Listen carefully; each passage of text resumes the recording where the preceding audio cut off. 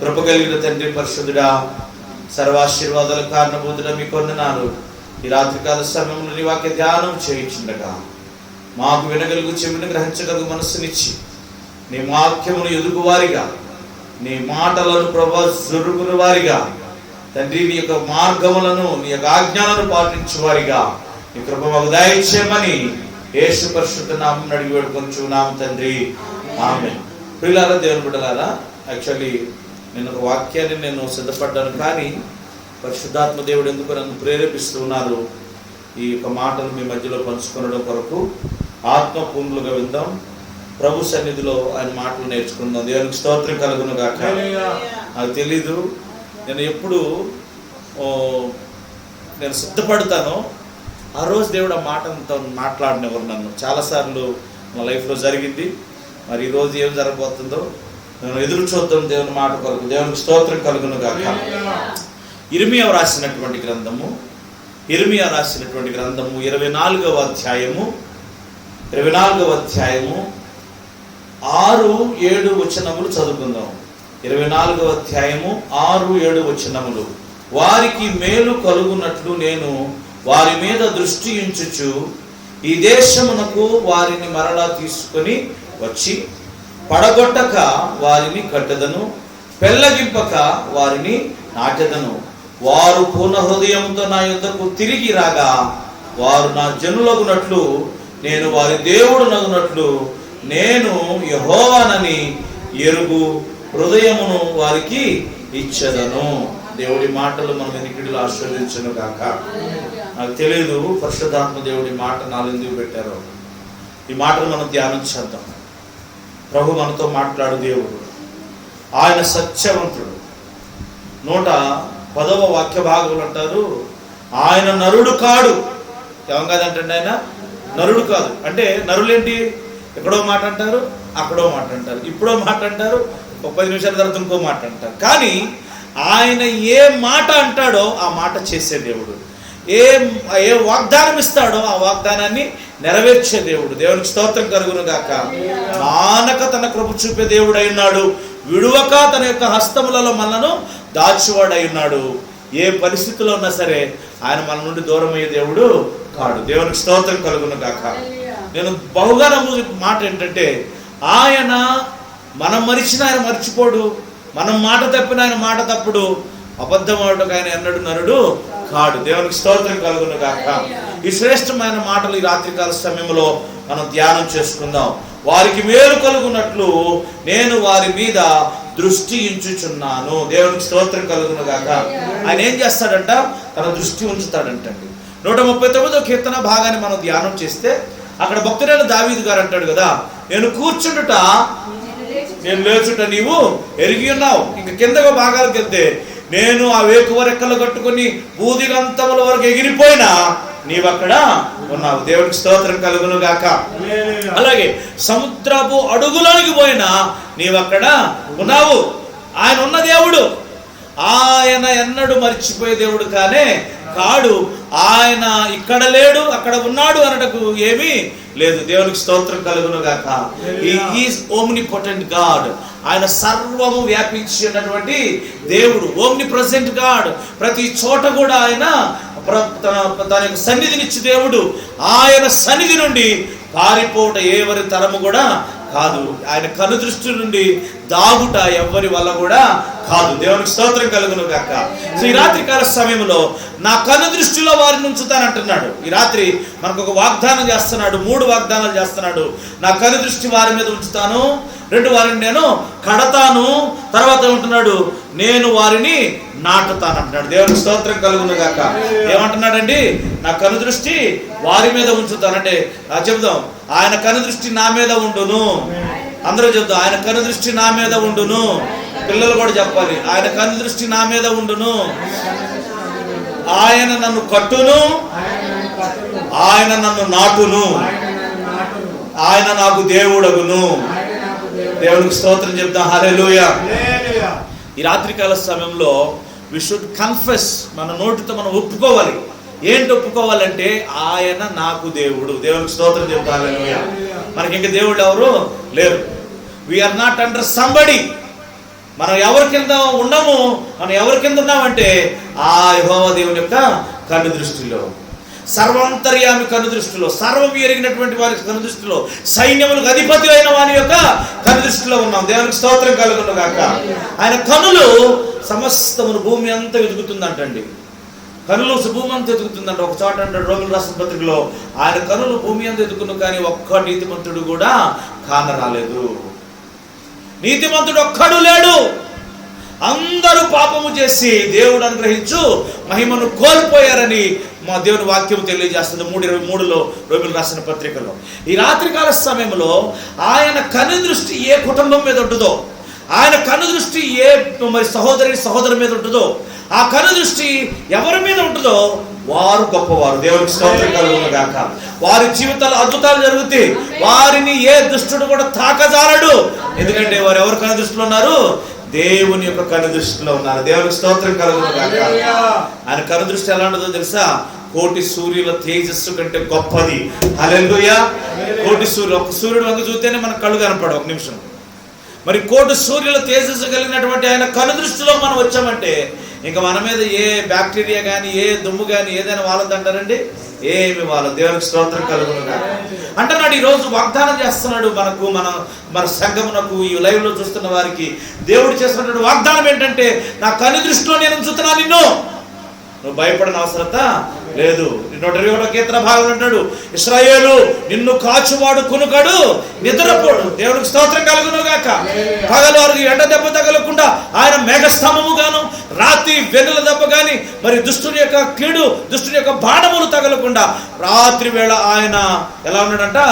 అగ్నిస్తంభముగా వారుతో నడిచిన దేవుడు. దేవునికి స్తోత్రం కలుగును గాక. ఈ రాత్రికాల సమయంలో దేవుని బిడ్డలారా, దేవుని సన్నిధిలో ఉన్నటువంటి దైవజనమ, దేవుడు మాట్లాడుతున్న మాట ఏంటంటే, నా కను దృష్టిలో నేను ఉంచుతున్నాను.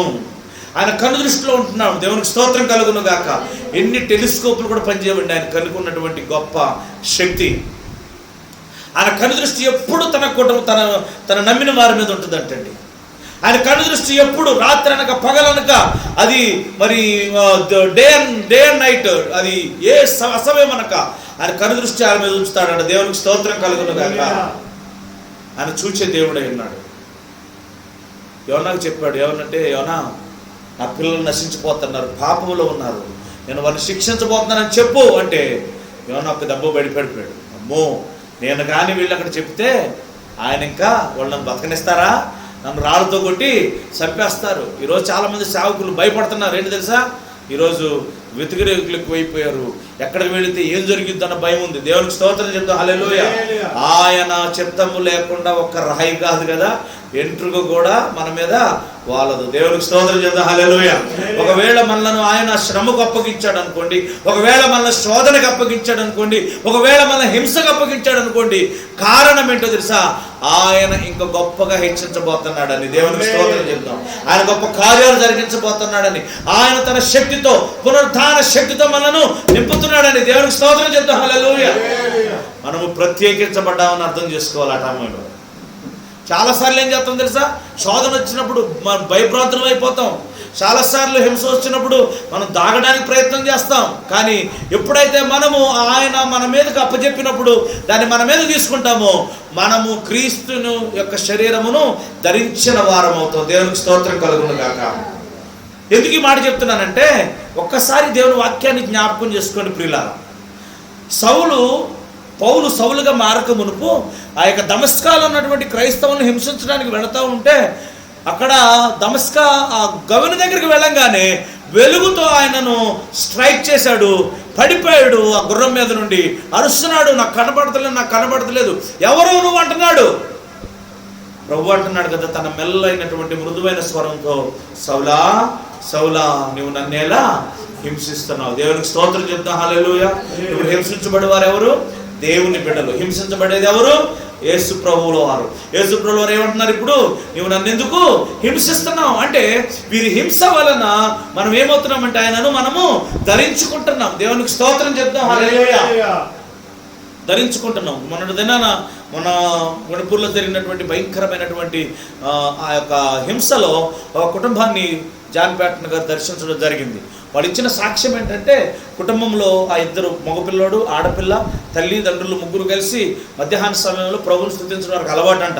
వాళ్ళు చక్కగా పాటలు పాడుతూ ప్రభుని స్తుతిస్తున్న క్రమంలో అనుకోకుండా 15 మంది కుర్రగాళ్ళు లోపలికి దూసుకొని వచ్చి ఆడపిల్లని తీసుకెళ్ళిపోయి చెట్టు కట్టేసి రేపు చేసేసారు. చెల్లిని రేపు చేస్తున్నారని కుర్రాడు పరుగులు తీసుకుని వెళ్తూ ఉంటే ఇద్దరేమో చేతులు పట్టుకుని ఉంటే ఒకడు కత్తితో అలా అనుకోవటంగానే తల ఎగిరిపోయిందంట. దేవునికి స్తోత్రం చెప్తాం, హల్లెలూయా. తల్లిదండ్రులు మోకాళ్ళ మీద కూడా అరుస్తున్నారంట, ప్రార్థన చేస్తున్నారంట, ప్రభుని మహింపరుస్తున్నారంట, ఘనపరుస్తున్నారంట. వారిని అడిగారంట, ఈయన మీకు అంత ధైర్యం ఎలా వచ్చిందండి అంటే, వారు చెప్పిన మాట ఏంటో తెలుసా? అయ్యా, ఆ సమయంలో నా తండ్రి శిలువలో వేలాడుతూ ఆ కారుతున్నటువంటి రక్తధారలతో మాకు కనపడ్డారు అన్నారు. దేవునికి స్తోత్రం కలుగును గాక.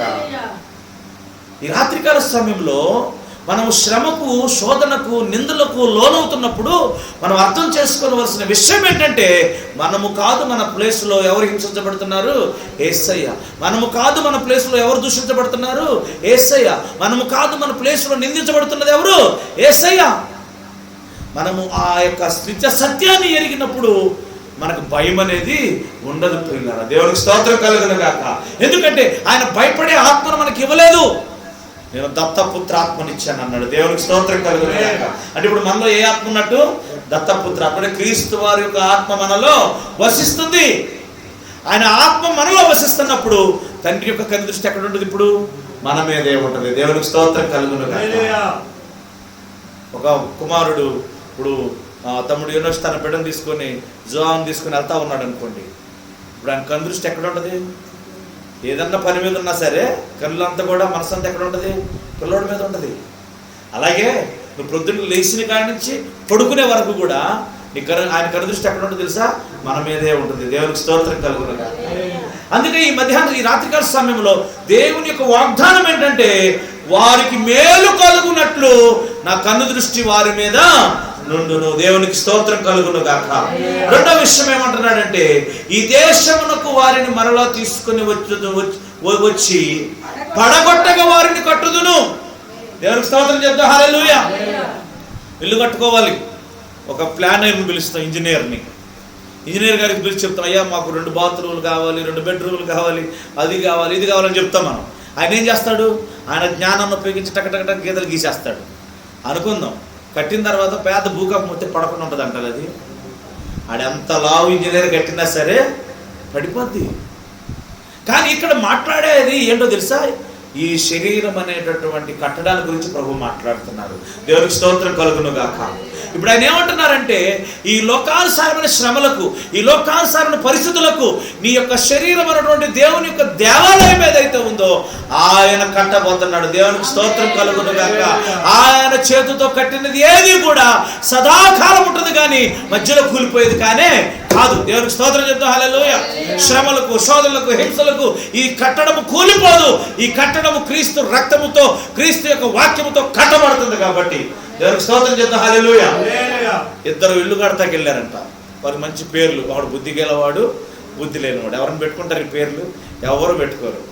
ఎవరైనా పెట్టుకుంటే మంచి మంచి పేర్లు పెట్టుకుంటాం. కానీ ఇక్కడ ఇద్దరు పేర్లు చెప్తున్నాడు యేసయ్య. ఒకడు బుద్ధి గలవాడంట, ఇంకోడు బుద్ధి లేనివాడంట. ఈ బుద్ధి గలవాడు వెళ్ళాడు, గబగబా మంచి నేల చూసుకున్నాడు, గట్టిగా ఉందో లేదు చూసుకున్నాడు, రాయి ఉందో లేదు చూసుకున్నాడు, కట్టడం మొదలెడితే ఈ బుద్ధి లేనివాడు అనుకున్నాడు, అంటారే పిచ్చోడా, నేను చూడు ఎంత వెరైటీగా కడతాను అనుకున్నాడు. ఎంత వెరైటీగా కడతాను అనుకున్నవాడు ఏం చేశాడంటే, మంచి ఇసుకున్న ప్లేస్ చూశాడు. ఆడికి ఎంత ఒళ్ళు బతకం అంటే కనీసం ఇసుక మోసుకొచ్చుకోవడం కూడా ఒళ్ళు వంగదనమాట వాడికి. సో నేను చూడు నువ్వు ఎంత కష్టపడతావు, నేను ఇంత సులువు కట్టేస్తాను. సిమెంట్ తెచ్చాడు, అక్కడ ఉన్న ఇసుకని కలిపేశాడు, మొత్తానికి కడతాం మొదలెట్టేశాడు, మొత్తానికి ఇల్లు బ్యూటిఫుల్గా కట్టాడు. కానీ ఒక సమయం అయితే వస్తుంది కదా, ఒక సమయం వస్తుందా రాదా? ఒక సంతోషం వెనక దుఃఖము, ఒక దుఃఖం వెనక సంతోషం ఎలా దాగి ఉంటుందో అలాగే ఒక సీజన్ తర్వాత ఇంకో సీజన్. ఓకే, ఎండల తర్వాత వర్షాలు, వర్షాల తర్వాత శీతాకాలం. చూడండి, ఇలా సీజన్స్ ఉన్నాయి కదా. మొత్తానికి మరి శీతాకాలంలో కట్టాడో ఇల్లు, వేసవకాలంలో కట్టాడో తెలియదు, కానీ మొత్తానికి వర్షాకాలం రానే వచ్చింది. వానలు కురడం మొదలెట్టినాయి అంట, వానలు తుఫాన్లు అయినాయి అంట. బండ మీద కట్టిన వాని ఇల్లు స్ట్రాంగ్గా ఉంది, పడిపోలేదు. ఇసుక మీద కట్టిన వాని ఇల్లు ఏమైపోయింది? పడిపోయింది. దేవునికి స్తోత్రం కలుగును గాక. ఇసుక అంటే ఈ లోకానుసారమైనటువంటి పరిస్థితులు, జ్ఞానము. బండ అంటే క్రీస్తు ఒక వాక్యము. ఎవరైతే వాక్యము మీద వారి జీవితాలను, వారి కుటుంబాలను కట్టుకుంటారో వారు ఎన్నడూ కూడా కూల్చివేయబడరు. దేవునికి స్తోత్రం కలుగును గాక.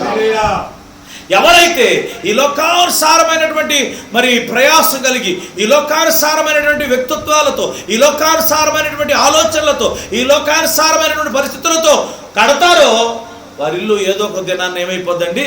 కూలిపోద్ది. అందుకనే 127వ కీర్తన భాగంలో అంటాడు, యెహోవా ఇల్లు కట్టించని ఎడల కట్టువారి ప్రయాసము వ్యర్థమే. యెహోవా పట్టణమును కాపాడని ఎడల కావలి కాయువారు మేలుకొని ఉండుట వ్యర్థమే. ఈ రాత్రి నీవు కట్టుకోవాలనుకున్నా, నీవు గొప్పగా ఉండాలనుకున్నా, నీవు ఉన్నతమైన స్థితిలో నడవాలనుకున్నా అది జరగదు. కేవలము ఆయన ప్లాన్ చేస్తే తప్పితే. దేవుని స్తోత్రం కలుగును గాక. ఆయన చేయాలనుకుంటే, ఆయన కడితే దాన్ని కోల్చగలిగిన శక్తి ఏ శక్తికి లేదు. దేవునికి స్తోత్రం చెప్తాం. హల్లెలూయా. ఆయన ఈ రాత్రి మనలను కట్టబోతూ ఉన్నాడు. ఆయన మనలను బలపరచబోతూ ఉన్నాడు. ఆయన నివసించు ఆలయములుగా, మరి తిరుగులాడుచున్నటువంటి ఆలయములుగా ఆయన మనలను అభిషేకించబోతూ ఉన్నాడు. దేవుని నామం మహిమపరచబడును గాక. మొదటిగా ఆయన కన్ను దృష్టిలో మనలను దాచు దేవుడైతే, రెండవది మనలను తన ఆత్మ చేత కట్టువాడు, తన వాక్యము చేత కట్టువాడు. మనలను ఆయన నివసించు దేవాలయములుగా చేయబోతున్నాడు. దేవునికి స్తోత్రం కలుగును గాక. ఈ రాత్రికాల సమయంలో శ్రమ, శోధన, ఇరుకు, ఇబ్బందులు, భయంకరమైన పరిస్థితులను బట్టి మరి నిరాశ, నిస్పృహలలో ఉన్నావేమో. పరిశుద్ధాత్మ దేవుడు మాట్లాడుతూ ఉన్నాడు, నా కన్ను దృష్టి నీ మీదే ఉంది. దేవునికి స్తోత్రం కలుగును గాక. నేను నిన్ను కట్టబోతూ ఉన్నాను. హల్లెలూయా. ఆయన కన్ను దృష్టిలో ఉన్నది కానీ, ఆయన చేతులతో కట్టిన దాన్ని కానీ పెళ్ళగించగలిగిన శక్తి భూప్రపంచంలో దేనికి కూడా లేదు. దేవునికి స్తోత్రం చెప్దామా? మూడవ మాట, నేను వారిని నాటుదును. ఏం చేస్తాడంటండి? నాటుదును. యెషయా ప్రవక్త గ్రంథాన్ని మనం జాగ్రత్తగా చదివితే అక్కడ ఒక మాట అంటున్నాడు. ఏమంటున్నాడు తెలుసండి? ఆ యజమానునికి ఒక తోట ఉందంట. ఆయన రాళ్ళు రప్పలు వేరాడంట. దాన్ని చక్కగా సదును చేస్తాడంట. సదును చేసి దాంట్లో మరి ద్రాక్షలు చెట్లు నాటితే అవి పెరిగినవి, అవి చక్కగా ఫలాలు ఇచ్చినాయి, కానీ అవి కారు ద్రాక్షలు అయిపోయినాయి అంట. ఒకరోజు యేసు ప్రభుల వారు ఆ బెత్సెగేకు వెళుతూ ఉండగా ఉదయకాల సమయంలో ఆయనకి మంచి ఆహారం వేసిందంట, ఆకలేసిందంట. అక్కడే ఒక కనపడుతుంది. ఏంటిది? అంజూరపు చెట్టు ఒకటి. అది మంచి పచ్చగా ఉందంట. మళ్ళీ చెట్టు నిండా ఆకులు ఉన్నాయంట. ఆయనకు ఆకలేసింది. ఏమన్నా దొరుకుతాయేమని తిన్నామని వెళితే ఒక్క కాయ కూడా లేదంట. ప్రభువులు వారు అన్నారంట, నీవు ఇంకెన్నడూ కాయకుందువు కాకంటే అది చనిపోయింది. ఈ రాత్రికాల సమయంలో మనను నాటుతానని దేవుడు వాగ్దానం చేస్తున్నాడు. ఇప్పుడు నాటబడుతున్నటువంటి మనము ఈ నాటబడేది వాక్యములో నాటబడుతూ ఉన్నామా, ఈ లోకములో నాటబడుతూ ఉన్నామా? దేవునికి స్తోత్రం చెప్తాం. హల్లెలూయా. యేసు ప్రభువు ఇంకో ఉపమానం చెప్పారు. విత్తువాడు విత్తనాలు తీసుకొని విత్తుతా పోతా ఉన్నాడంట. కొన్ని విత్తనాలేమో రోడ్డు ప్రక్కన పడినవి, కొన్ని విత్తనాలు ముండ్ల పొదలలో పడినవి, కొన్ని విత్తనాలు రాతి నేలన పడినవి, కొన్ని విత్తనాలు మాత్రము మంచి నేలన పడినవి. ఈ యొక్క రోడ్డు ప్రక్కన పడిన విత్తనాలు ఏవైతే ఉన్నాయో ఈ కాకులు, ఈ పక్షులు తినేసేసినాయి అంట. కొన్ని విత్తనాలు ఆ ముళ్ళ పొదలలో పడితే అవి మొత్తానికి అక్కడ తేమ ఉంది, అవి అక్కడ మట్టి ఉంది, చక్కగా అవి మొలిసినవి, కానీ ఈ ముళ్ళు ఏం చేస్తున్నాయి అంటే వాటిని అణిచివేస్తున్నాయి అంట. కొన్ని విత్తనాలు రాతి నేలన పడినవి, అక్కడ తేమ లేకపోవడం వల్ల ఆ విత్తనాలు చక్కగా మొలకొచ్చినవి, కానీ ఈ ఎండ వేడిమికి ఏమైపోయిందండి అవి మాడిపోయినాయి అంట. కానీ మంచి నేలన పడిన విత్తనాలు ఏవైతే ఉన్నాయో అవి 30 దంతులుగా, 60 దంతులుగా, 100 దంతులుగా ఫలం ఇచ్చింది. దేవునికి స్తోత్రం చెప్తాం. హల్లెలూయా. ఇప్పుడు ప్రభు అంటున్నారు కదా ఈ రాత్రి, నేను నిన్ను నా కనుదృష్టిలో ఉంచుకుంటాను, నేను నిన్ను కడతాను, అలాగే నేను నిన్ను నాటుతాను అంటున్నారు. దేవునికి స్తోత్రం చెప్తాం. హల్లెలూయా. ఇప్పుడు నాటబడుతున్నటువంటి మనము ఎక్కడ నాటబడుతూ ఉన్నాము? భక్తుడైన పౌలు గారు కొలస్సీయులకు రాసిన పత్రిక 2వ అధ్యాయం 6-7 వచనాలు చూస్తే అక్కడ అంటాడు, క్రీస్తునందు ప్రియులైనటువంటి వారలారా, మీరు ఇల్లు వలె కట్టబడుతూ చెట్టు వలె నాటబడి కృతజ్ఞతాస్తుతుల యందు ప్రతిదినము కూడా ఎదుగుచు నేను మీకు చూపించిన మాదిరి ప్రకారముగా ఆయనతో నడువుడి అంటాడు. దేవునికి స్తోత్రం కలుగును గాక. ఇప్పుడు నాటబడాలి మనం. మంచి కొన్ని విత్తనాలు రోడ్డు ప్రక్కన పడినవి పక్షులు ఎత్తుకెళ్ళిపోయినాయి. అంటే వాక్యాన్ని వింటూ ఉంటాము, వాక్యం మన హృదయంలో నాటబడుతుంది. మనం ఇంట్లో నుంచి చర్చి మళ్ళీ దేవుని మందిరం నుంచి బయటకు వెళ్ళంగానే దుష్టుడు ఏం చేస్తాడు తెలుసా? వాటిని ఎత్తుకొని పోతాడు. కొన్ని విత్తనాలు మంచి నేలను పడినవి, తేమ ఉంది, అవి మొక్కలు వచ్చినాయి, కానీ ఆ పైన ముళ్ళ కంచెలు ఉండడం బట్టి అవి అణిచివేయబడుతున్నాయి. దేవుని వాక్యము విత్తబడుతుంది మనలో, అది మొలకొస్తుంది, అవి మొలకొచ్చి ఎదుగుతుంది. కానీ ఈ లోకానుసారమైనటువంటి ఈ పరిస్థితులు, ఇబ్బందులు, అనారోగ్యము, అప్పులు, ఇంకా రకరకాలైనటువంటి పరిస్థితులు ఏవైతే ఉన్నాయో ఈ యొక్క చెట్టును ఎదగనీయకుండా ఏం చేస్తున్నాయండి? అణిచివేస్తున్నాయి. కొన్ని విత్తనాలు రాతి నేలలో పడుతున్నాయి. అంటే ప్రార్థన ఉండదు, వాక్యం. ఇది చాలా డేంజరస్ దండు. వింటున్నారా?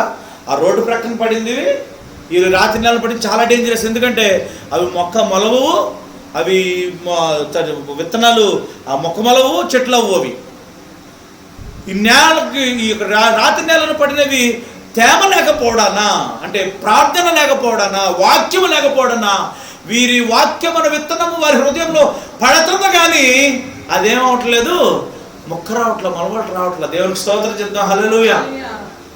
ఒకసారి ఫస్ట్ యూట్యూబ్ ఒకటి తగలడి వచ్చిందిగా మనకి. సన్నబడాలంటే ఏం చేయాలి? తిండి మానాలి. ఏం చేయాలి? తిండి మానాలి, మొలకలు తినాలి. అది ఎవడో చెప్పాడు మొలకలు తినాలి. నీకు చూడు, సాయంత్రం వెళ్ళిపోయి దగ్గర పచ్చి అవి ఉండే కదా పెసర్లు అన్నీ కొనుక్కొని వచ్చి, మనకు తెలియదుగా, అన్ని నీళ్ళలో పడేసేసి కడిగేసేసి అట్ట పడేసాం. పొద్దునకి మొలకలు వస్తాయని చూస్తే ఏమొచ్చింది తెలుసా? కంపు వాసన వచ్చినాయి. అంటే మేము ఏం చేయలేదు, వాటిని దాన్ని చేసే ప్రకారంగా మనం చేయలేదు. చూడండి ప్రియులారా, అక్కడ సరిగ్గా ప్రార్థన లేకపోవడం వల్ల, ఆ యొక్క మనిషిలో ప్రార్థన లేకపోవడం వల్ల, వాక్యం లేకపోవడం వల్ల ఆ రాతి నేలను పడిన విత్తనములు ఏ విధంగా ఎండిపోయినాయో వీరిలో దేవుని వాక్యం పడుతుంది, కానీ మొలకలు రావటం లేదు. దేవునికి స్తోత్రం కలుగును గాక. ఈ రాత్రికాల సమయంలో చాలా డేంజరస్ హృదయం తెలుసా? వాక్యం విన్నా మొలకలు రాందంటే చాలా డేంజరస్. ఎందుకు తెలుసా ప్రియులారా? వారికి జీవితం ఎప్పుడు కూడా అదే భయంకరమైన వేదనే ఉంటుంది, ఎప్పుడు ముళ్ళ కంపల్లో ఉన్నట్టే ఉంటుంది, ఎప్పుడు కూడా మరి రోదనే ఉంటుంది, బాధ ఉంటుంది, రోగాలు, ఒకళ్ళంతా ఒకళ్ళు ఒకటి విడిచిపెట్టడం, ఇంకోటి వేధించడం, ఇలాంటి భయంకరమైన పరిస్థితులు ఉండిపోతారు అలాంటి వారు. అందుకని రాత్రికాల సమయంలో ఆయన నాటుతానంటున్నాడు కదా, ఈ నాటుతాను అనగానే మనం ఏం చేయాలి తెలుసా? మన హృదయాన్ని సిద్ధపరచుకోవాలి. దేవునికి స్తోత్రం కలుగును గాక. ఆ ప్రభువుని అడగాలి, ప్రభా అయ్యా నాతో మాట్లాడయ్యా, నన్ను కట్టయ్యా, నన్ను బలపరచయ్యా, ఇదిగో నువ్వు ఈ వాగ్దానం ఇచ్చావు, నా జీవితంలో ఇది నెరవేర్చబడను గాక అనాలి. దేవునికి స్తోత్రం చెప్తాం. హల్లెలూయా. ఎప్పుడైతే మనము ఆ వాక్యాన్ని మనం రిసీవ్ చేసుకుంటామో కార్యరూపంలోకి వెళ్ళిపోతుంది. దేవునికి స్తోత్రం చెప్తాం. హల్లెలూయా. చాలా మంది జీవితాల్లో కార్యాలు ఎందుకు జరగవు తెలుసా అండి? ప్రభు వాగ్దానం చేస్తూ ఉంటాడు, ఏమని? నేను నిన్ను స్వస్థపరచబోతున్నాను అనగానే వాళ్ళు ఏమనాలి? ఆమేన్, నేను దాన్ని పొందుకుంటున్నాను అనుకోవాలి, దాన్ని మన నోటితో చెప్పాలి, ఉద్యమంలో ఉండాలి. వాళ్ళు ఎప్పుడు అంటూ ఉంటారు తెలుసా? బాధలో ఉంటారు, ఏదో ఆలోచన చేస్తూ ఉంటారు, ఎక్కడో వారి జీవితాలు అలా ఉండిపోవడం వల్ల కారణం దేవుని కార్యం వారి జీవితంలో జరగట్లేదు. మన జీవితంలో దేవుని కార్యం జరగాలంటే వచ్చిన వాక్యాన్ని మనం టక్కన క్యాచ్ చేయాలి. ఇది నా జీవితంలో జరుగును కాకని దాన్ని నెమరు వేస్తూ ఉండాలి. దేవునికి స్తోత్రం చెప్తాం. హల్లెలూయా. చూడండి, ఆవు గనక మొత్తం చక్కగా తినేస్తుంది. తినేసి ఏం చేస్తుంది తెలుసా? చక్కగా అలా చెట్టు కింద పడుకొని ఒక్కొక్క ముద్దను మళ్ళా కడుపు నుంచి బయటికి తీసుకొచ్చి దాన్ని బాగా నమిలి మళ్ళీ లోపల పంపిస్తుంది. అప్పుడు దానికి ఆరోగ్యం వస్తుంది. దేవుని వాక్యం కూడా మనం అలాగే చేయాలి. వినిన వాక్యాన్ని ఇంటికి వెళ్ళిపోయిన తర్వాత మర్చిపోకూడదు, మరలా దాన్ని జ్ఞాపకం చేసుకోవాలి, దాన్ని మననం చేసుకోవాలి, దాన్ని ఆలోచన చేయాలి, మాట్లాడమని అడగాలి. ఒకవేళ ఇక్కడ మాట్లాడకపోతే పరిశుద్ధాత్మ దేవుణ్ణి అక్కడ మాట్లాడమని అడగాలి. దేవునికి స్తోత్రం కలుగును గాక. ఎప్పుడైతే మనం ఆ పరిస్థితిలో నడిపించబడతామో దేవుని కార్యం జరిగింది. దేవునికి స్తోత్రం కలుగును గాక. ఎప్పుడైతే మనం ఆ వాక్యాన్ని క్యాచ్ చేసి దాన్ని మన హృదయాల్లో దాచిపెట్టుకొని దాన్ని పదే పదే మనం ప్రకటిస్తూ ఉంటామో దుష్టుడు మన దగ్గర నుంచి దూరంగా పారిపోతాడు. దేవునికి స్తోత్రం కలుగును గాక. కట్టబడడం అంటే ఆయన చేత కట్టబడాలి. నాటబడడం అంటే ఆయన వాక్యములో మనము నాటబడాలి. ఇప్పుడు నాటబడితే సరిపోదండి, ఏమవ్వాలా? ఫలాలు తీసుకురా. అయితేనేమో ఈ ఫలాలు కారు ద్రాక్షాలు, లేకపోతేనేమో అసలు కాయకుండా ఉండిపోతాం మనం. అందుకే నేను ఉపమానాన్ని మీకు జ్ఞాపకం చేశాను. కానీ ప్రభు అది కోరుకోవట్లా. ప్రభు ఏం కోరుకుంటున్నాడు తెలుసా? గలతీయులు 5:20 అంటున్నాడు, ప్రేమ, సంతోషము, సమాధానము, దీర్ఘశాంతము, దయాళత్వము, సాత్వికము ఇవన్నీ కూడా మనము కలిగి ఉన్నప్పుడు ఏమైతే తెలుసా? పరిశుద్ధ అలంకారమును కలిగిన వారమై మనం ఆయన కొరకు సిద్ధపరచబడిన వారు అవుతాం. దేవునికి స్తోత్రం కలుగును గాక. చేద్దాం హల్లెలూయా. ఈ రాత్రికాల సమయంలో నాకు తెలియదు పరిశుద్ధాత్మ దేవుడు ఎందుకు ఈ మాట నా హృదయంలో పెట్టారు అనుకుంటున్నాను. నేను నాతోనే మాట్లాడుతున్నాను. ఒకవేళ ఈ లైవ్లో చూస్తున్న వారి గురించి మాట్లాడుతున్నాడేమో ప్రభు, ఈరోజు ఇక్కడ ఉన్న వారితో మాట్లాడుతున్నాడేమో. ఆయన అక్కడ వాగ్దానం ఏం చేస్తున్నాడు తెలుసా? ఆశ కలిగిన ప్రతి ప్రాణాన్ని తృప్తిపరుస్తానంటున్నాడు. ఏంటో తృప్తో తెలుసా? నిన్ను నా కన్ను దృష్టిలో ఉంచుతాను. దేవునికి స్తోత్రం కలుగును గాక. అంటే నేను ఇంటి నుంచి బయలుదేరి నుంచి మళ్ళా ఇంటికి చేరు వరకు కూడా ఇది మొదలుకొని నీ రాకపోకలేదు యెహోవా నీకు తోడుగా ఉంటానన్న వాగ్దానం ఏదైతే ఉందో అది ఆయన కన్ను దృష్టి మన మీద ఉండడం. 121వ కీర్తన భాగంలో నా ఇశ్రాయేలు నిన్ను కాచువాడు కునుకడు నిద్రపోడు. దేవునికి స్తోత్రం చెప్తా హల్లెలూయా. ఆయన కన్ను దృష్టిలో దాచి ఉంచు దేవుడు. రెండవది ఆయన కట్టతానంటున్నాడు. మూడవది ఆయన నాటుతానంటున్నాడు. ఇక్కడతో అయిపోలేదు. అసలు శ్రేష్టమైన వాక్య భాగంలోకి వచ్చాము. చూడండి 7వ వచనంలో, వారు పూర్ణ హృదయంతో నా యొద్దకు తిరిగి రాగా వారు నా జనమగునట్లు నేను వారికి దేవుడు నగునట్లు యెహోవా నని నన్నెరుగు హృదయము వారికి ఇచ్చుదును. దేవునికి స్తోత్రం కలుగును గాక. ఇది శ్రేష్టమైన మాట. వాక్యం వింటే సరిపోదు. వాక్యం విన్న తర్వాత నేను ప్రేరేపించబడి ప్రభువా నువ్వు నన్ను కట్టాలయ్యా, నేను నీలో నాటబడాలయ్యా, నీలో నేను ఫలించాలయ్యా అంటే చాలదు. ఇప్పుడు ఏది అవసరమంట? ఆయన దగ్గరికి రావాలంట. దేవునికి స్తోత్రం కలుగును గాక. ఎవరైతే ఆయన దగ్గరికి వస్తారో వారితో ఆయన వారితో కలిసి ఏం చేస్తారంట? భోజనం చేస్తారంట. దేవునికి స్తోత్రం కలుగును గాక. అంటున్నాడు, ఇదిగో హృదయమున తలుపునద్ద నేను నిలబడి హృదయాన్ని కొడుతున్నాడు. ప్రతి సమయంలో కొడుతున్నాడు.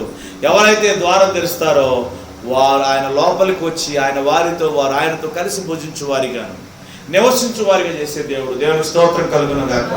ఇప్పుడు దేవుడు ఏం కోరుకుంటున్నాడంటే పూర్ణ హృదయంతో ఆయన దగ్గర రావాలంట. ఎలా రావాలంటండి? పూర్ణ హృదయంతో రావాలి. అంటే హాఫ్ హృదయంతో కూడా వస్తారా అంటే ఉన్నారు. వారు హాఫ్ హృదయంతో వస్తారు కాబట్టి హాఫ్తోనే ఉండిపోతారు వాళ్ళు. ఎప్పుడైతే మనం పూర్ణ హృదయంతో వస్తామో దేవునికి ఆజ్ఞలను పాటించే వారం అవుతాం. ఏంటి ఆజ్ఞలు? నీ పూర్ణ హృదయముతోను, నీ పూర్ణ ఆత్మతోను, నీ పూర్ణ సత్యముతో, వివేకముతో ఆయనను ఆరాధించాలి, ప్రేమించాలి అనే వాక్యము, వాగ్దానము, ఆజ్ఞ మనం నెరవేర్చు వారం అవుతాం. దేవునికి స్తోత్రం కలుగును గాక. ప్రియులారా, మరి ఇక్కడ ముగించాలని ఆశపడుతూ ఉన్నాను. గమనించండి, ఈ రాత్రి పరిశుద్ధాత్మ దేవుడు వాగ్దానం చేస్తున్నారు. మనందరితో ప్రభు వాగ్దానం చేస్తున్నాడు ఏంటంటే నా కన్ను దృష్టిలో ఉంచుదును. దేవునికి స్తోత్రం కలుగును గాక. మనం చెబుదాం, నా పేరు చెప్పి మన పేర్లు చెప్పుకొనుకుందాం. నేను నా దేవుని యొక్క కను దృష్టిలో ఉందును. నేను నా దేవుని చేత కట్టబడుదును. నేను నా దేవుని వాక్యములో నాటబడుదును. నా పూర్ణ హృదయముతో నా దేవుని యొద్దకు తిరిగి వచ్చేదను. అట్టి వారితో ప్రభు చేసిన వాగ్దానం అంటే తెలుసా? నేను వారికి దేవుడు నగుదును. దేవునికి స్తోత్రం కలుగును గాక. అట్టి కృప మనమందరం పొందుకుందాము గాక. ప్రార్థన చేస్తాం.